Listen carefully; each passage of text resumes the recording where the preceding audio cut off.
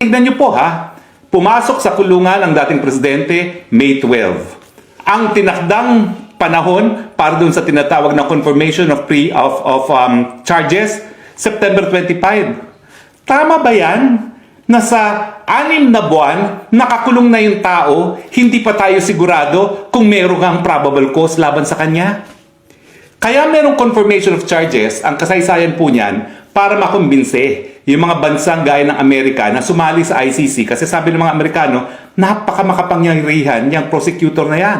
Pwede niyang kasuhan ng isang nakaupong presidente and yet wala siyang accountability kasi sa Amerika ang kanilang mga prosecutors, mga chief prosecutors, no, ay halal ng taong bayan. Sino si prosecutor ng ICC na pwede mapakulong sa mga nakaupong presidente? Wala namang naghalal sa kanya. Now, para makonvince sa mga Amerikano, may pre-trial chamber na binuo at kasama dyan sa pre-trial chamber yung confirmation of charges. Dyan palang malalaman kung merong probable cause. Kasi yung warrant of arrest na-issue lang ng reasonable basis. Magkaiba po yung reasonable basis. Kumbaga, ito ang reason sa civil cases, preponderance of evidence. Ito, para for purposes of warrant of arrest sa ICC, reasonable grounds. Ito, probable cause, confirmation of charges. Ito, guilt beyond reasonable doubt ang pinakamataas.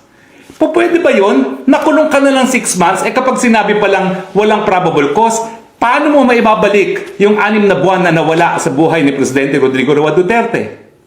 Huwag naman po sana mangyari, Panginoon. Kung may mangyari sa pagkatao ni Presidente doon sa 6 na buwan na yon, na hindi pa man sigurado kung merong probable cause dahil yung confirmation charges, ang initial hearing 6 na buwan pagkatapos sa kanyang pagkaka-aresto. Hindi pa tayo sigurado kung ganong katagal yung proseso ng confirmation of charges, ha? So pwede na kung ang confirmation charges is 6 na buwan na rin, mantakin nyo 1 taon, tapos i-release dahil walang probable cause. Paano mo ibababalik yung nawalang 1 taon ng isang nasasakdal sa ICC? Alam niyo po, bagamat ang ICC ay nais magbigay ng katarungan sa mga biktima ng mga pinakakarumal-dumal na krimen sa buong daigdig, ang intensyon naman ng mga bansa ay ang kanilang mga lokal na hukuman muna ang dapat maglitis ng mga kasong ito. Nakareserba lang talaga ang ICC dun sa mga lugar na walang gumaganang gobyerno at walang hukuman o di naman kaya may mga batas na nagbibigay ng impunity or immunity sa ilang mga tao. At yung mga bansa gaya ng Thailand na mayroong monarchy, talaga namang hindi po pwedeng kasuhan ang hari kahit ano mangyari. Pintasan mo nga lang ang hari, makukulong ka na dyan. Paano mo pa mapapakulong ang hari mismo?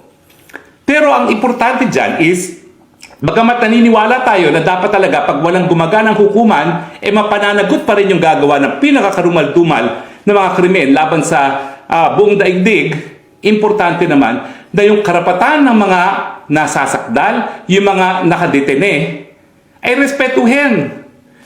No person shall be deprived of life, liberty, and property without due process of law. Buong daigdig rin respeto yan. Pero bakit ikukulong ka muna? 6 months later, malalaman mo kung ano ang ebidensya. Tama ba yan? Hindi. Dahil yung 6 months sa pinagkait mo ang kanyang kalayaan, that is deprivation of due process. Dahil nakulong mo na siya, nawala ang kalayaan niya sa 6 na buwan, and yet hindi niya alam kung anong basihan ng kanyang pagkakakulong.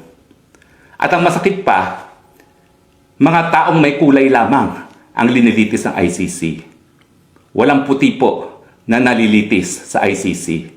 Tayong mga may kulay lang ang pinagkakait ng karapatan ng kalayaan bago pa malaman kung anong ebidensya.